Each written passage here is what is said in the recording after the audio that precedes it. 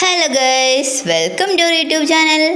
ഇന്ന് നമ്മളൊരു പുതിയ പരീക്ഷണം ചെയ്യാമെന്നും പറഞ്ഞിട്ട് അടുക്കളയിലേക്ക് പോയതായിരുന്നു. അത് ഒരു കട്ട്ലറ്റ് ഉണ്ടാക്കാൻ വേണ്ടിയിട്ടായിരുന്നു.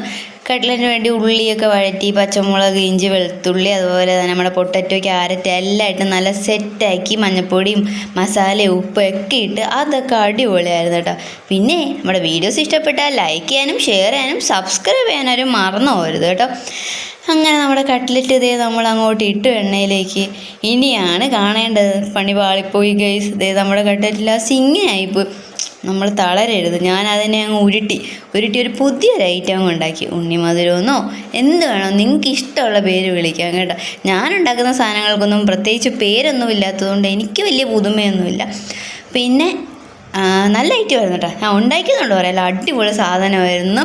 മസ്റ്റായിട്ട് എല്ലാവരും ഒന്ന് ഉണ്ടാക്കി നോക്കണം. അടിപൊളി ഒരു സാധനമാണ്. ഇതിൻ്റെ പേരൊന്നും അറിയത്തില്ല കേട്ടോ. അപ്പോൾ ടാറ്റാ.